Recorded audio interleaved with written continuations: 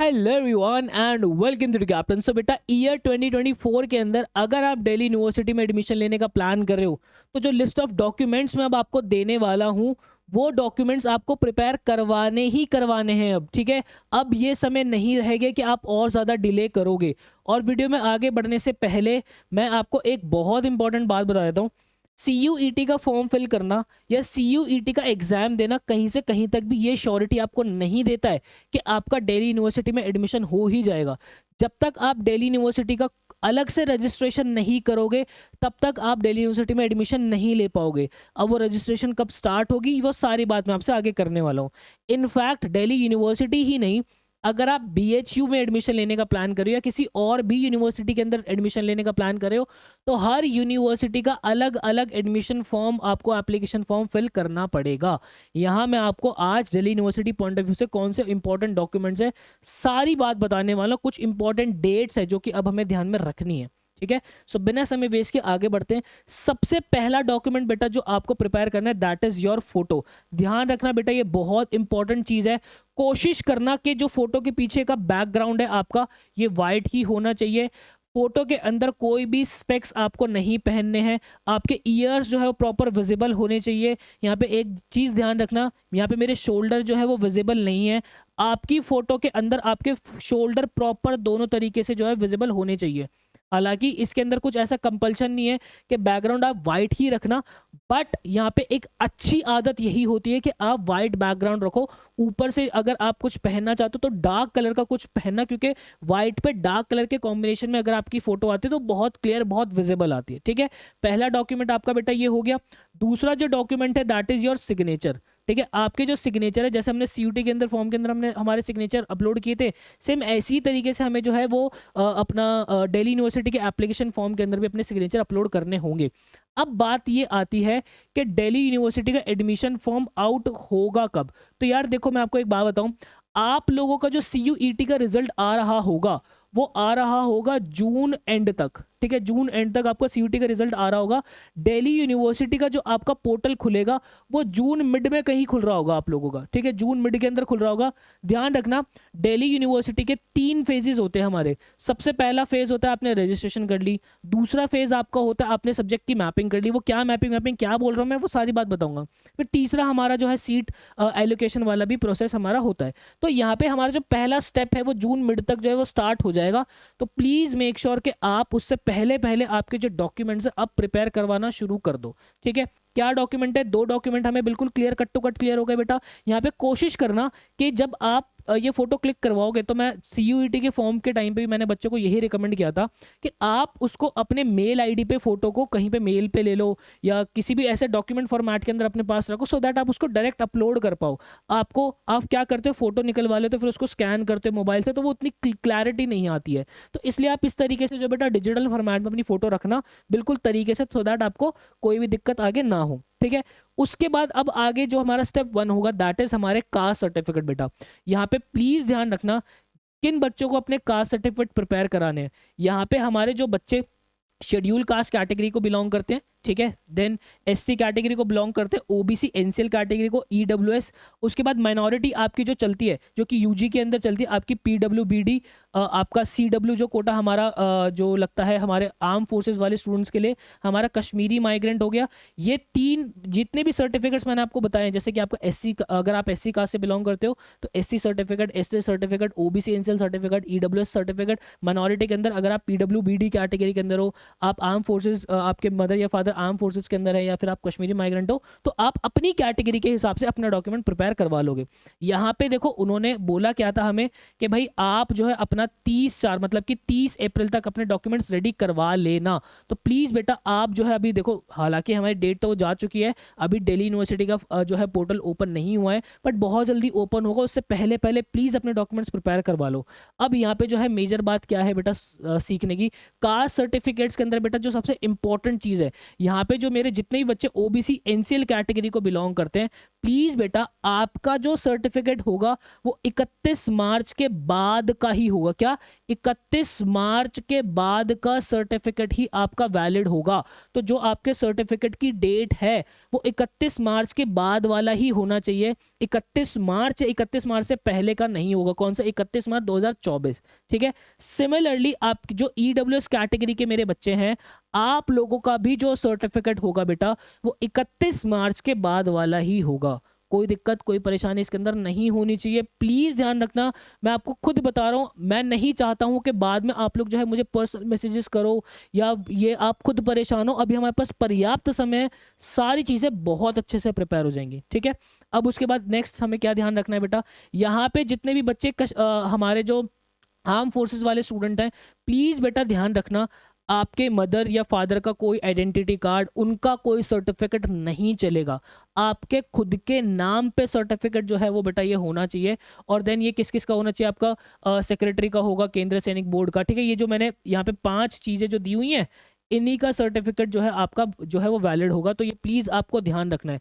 यहाँ पे ध्यान रखना, proof of the CW category in the form of ID card of parents और dependent, medical card, ration card, CDS card etcetera are not admissible in lieu of certificate in the correct format. ठीक है बेटा। तो ये चीज ध्यान रखनी है, आपका सर्टिफिकेट जो है वो आपके नाम पे होना चाहिए, मदर फादर का नहीं होना चाहिए। कोई दिक्कत इसके अंदर आई होप नहीं होगी। नेक्स्ट उसके बाद जो हमारे एससी कैटेगरी के स्टूडेंट है, हमारे एसटी कैटेगरी के स्टूडेंट है, यहाँ पे बेटा आप लोगों को जो सर्टिफिकेट है वो आपको प्रिपेयर कराना है। एससी और एसटी कैटेगरी पे कोई भी डेट का कंपल्शन नहीं होता है। ठीक है। आपका सर्टिफिकेट किसी भी डेट का कितना भी पुराना हो चल जाएगा, कहीं कोई दिक्कत इसमें नहीं आती है। ठीक है बेटा। अब उसके अंदर यहाँ पे मेजर चीज आपको जो ध्यान रखनी है, जो मेरे पीडब्ल्यूबीडी कैटेगरी के बच्चे हैं बेटा, आपको ध्यान रखना है कि जो आपका सर्टिफिकेट है वो 1/6/2021 के बाद का होना चाहिए। ठीक है। 1/6/2021 के बाद का आपका सर्टिफिकेट होना चाहिए। सिमिलरली यहाँ पे अब जो अथॉरिटीज हैं, ठीक है, ऐसा नहीं है कि आप सर्टिफिकेट किसी का भी जो है किसी से भी सिग्नेचर करवा के लिया, ऐसा नहीं होगा। जितने भी सर्टिफिकेट है, जितनी भी कास्ट का मैंने यहाँ पे जिक्र किया है, आप लोगों का जो सर्टिफिकेट है, सबसे पहली चीज आप लोगों के सर्टिफिकेट सेंट्रल लेवल के ही होंगे। I am repeating this again and again, ये आपके सर्टिफिकेट सेंट्रल लेवल के ही होंगे। कोई भी स्टेट लेवल का सर्टिफिकेट आपका वैलिड नहीं होगा। हो सकता है कि आपकी किसी स्टेट की यूनिवर्सिटी के अंदर जो है वो आपका स्टेट वाला सर्टिफिकेट वैलिड लग जा रहा हो, बट अगर आप दिल्ली यूनिवर्सिटी के अंदर एडमिशन लेने का प्लान करो बेटा, आपका सर्टिफिकेट सेंट्रल लेवल का ही होगा। और सिग्नेचर यहाँ पे किन के होंगे? आप ये 5 पॉइंट्स जो है बेटा वो देख सकते हो। मैं जरा स्क्रीन से हट रहा हूँ। एक चीज ध्यान रखना है, तहसीलदार से नीचे की जो पोस्ट होती है उनके सिग्नेचर वैलिड नहीं होंगे। ये सारे तहसीलदार से ऊपर की पोस्ट है, आपके सिग्नेचर इन्हीं के जो है सर्टिफिकेट पे होने चाहिए। कोई दिक्कत कोई परेशानी इसके अंदर आई होप नहीं होगी। मैं पर्सनली चाहता हूं आप लोग ये वीडियो जो है अपने उन साथियों के साथ, अपने उन फ्रेंड्स के साथ जरूर शेयर कीजिएगा जिनकी आप बहुत ज्यादा केयर करते हो, क्योंकि बाद में क्या होता है, समय इतना ज्यादा कम हो जाता है कि ना सर्टिफिकेट बन पाता है और बहुत ज्यादा दिक्कतें आ जाती है। ठीक है। अब देन उसके बाद यस, मैंने आप लोगों को जो बताया कि आप लोगों का सर्टिफिकेट सेंट्रल लेवल का ही होगा, स्टेट लेवल का नहीं होगा। ठीक है। तो ये हमने क्या किया कि भाई हमने अपनी कैटेगरी के अकॉर्डिंग हमारा सर्टिफिकेट जो है वो प्रिपेयर करवा के रख लिया है। हमारे पास अच्छे से हमारा सर्टिफिकेट आ चुका है, उस सर्टिफिकेट को अपना स्कैन करवा लेना। ठीक है। अब उसके बाद जो स्टेप 2 होगा, जैसे ही आपका ये सर्टिफिकेट्स अगर आप प्रिपेयर करवा लोगे, करवा रहे होगे, इन बिटवीन हो क्या रहा होगा कि आपकी CUET की आंसर की आ रही होगी। ठीक, आपके CUET की आंसर की आ रही होगी। अब जैसे ही वो आंसर की आएगी, आप लोग क्या करोगे, उसमें से आपको जो लगता है कि नहीं मेरा ये क्वेश्चन बिल्कुल ठीक है, एनटीए ने फालतू में ही जो है वो गलत किया हुआ है, तो आप उसको चैलेंज करोगे फिर। ठीक है। तो चैलेंज करने के लिए आपको जो 2 से 3 दिन मिलेंगे, उसके अंदर आपका रिस्पॉन्स आ रहा होगा। कुछ आपके अगर ठीक होते हैं तो ठीक हो जाएगा, अदरवाइज आपके मार्क्स जो है वो वही रह जाएंगे। अब उसके बाद देन उसके बाद होगा क्या, आपका जो है फिर आपका जो है वो रिजल्ट आ रहा होगा CUET का। ठीक है। यहाँ पे देखो पिछले साल तक जो हमारे नॉर्मलाइज स्कोर जो हमारे आते थे, इस साल नॉर्मलाइजेशन होगी या नहीं होगी इसमें कुछ ऑफिशियली टिप्पणी नहीं आई है। ठीक है। हमारे NT की तरफ से या हमारे UGC चेयरमैन की तरफ से कुछ ऑफिशियली इसमें स्टेटमेंट नहीं आई है, बट रिजल्ट पिछले साल तक आपका कुछ इसी तरीके से आता था। इस साल भी लगभग ऐसा ही रिजल्ट आप लोगों का आ रहा होगा।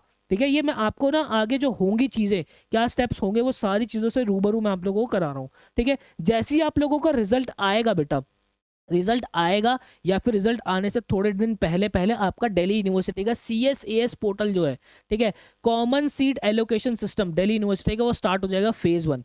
फेज़ 1 के अंदर होगा क्या बेटा, फेज़ 1 के अंदर देखो मैं आपको इंपॉर्टेंट चीज़ें बताता हूँ।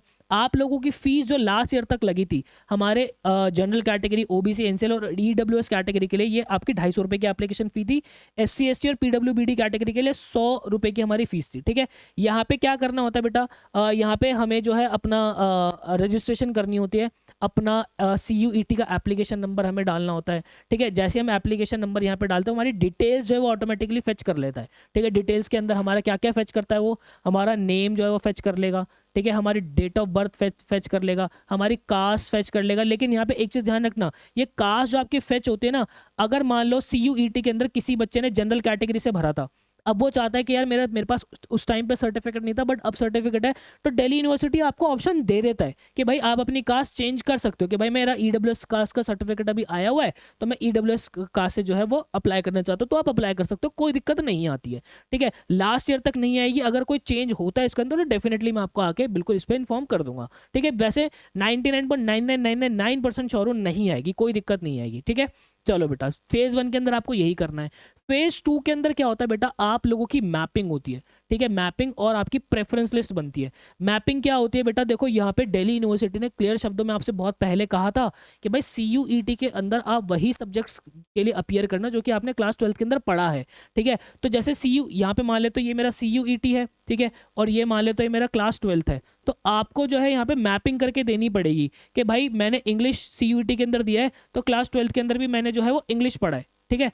तो और उसके बाद जो है मैंने मैथ्स CUET के अंदर दिया है तो क्लास 12 के अंदर भी मैंने जो है वो मैथ्स पढ़ा है, ठीक है। लेकिन यहाँ पे अगर मान लो कोई बच्चा जनरल टेस्ट ऑप्ट करता है तो उसके लिए कोई भी मैपिंग नहीं होगी, क्योंकि जनरल टेस्ट अलग ही अपने आप में एक सब्जेक्ट होता है जो कि कोई भी नहीं पढ़ता। तो इस तरीके की मैपिंग हमें जो है वो देनी पड़ेगी। जैसे कि किसी बच्चे ने इको का पेपर दिया है तो यहाँ पे क्लास 12 के अंदर उसने बिजनेस इकोनॉमिक्स पढ़ी होगी, ठीक है, या सिर्फ इकोनॉमिक्स पढ़ी होगी। तो ये इस तरीके की मैपिंग आपको बताने की जो सब्जेक्ट सर मैं CUET के अंदर देखे हो ना, क्लास 12 के अंदर मैंने ये पढ़ा है। ऐसे नहीं कि यहाँ पे आपने मैथ्स लिखा हुआ है और यहाँ पे आपने कर दिया हिंदी कि भाई मैथ्स की जगह में हिंदी मैंने क्लास 12 के अंदर पढ़ी थी, नहीं, ऐसा नहीं होगा। सॉर्टेड, कोई दिक्कत कोई परेशानी।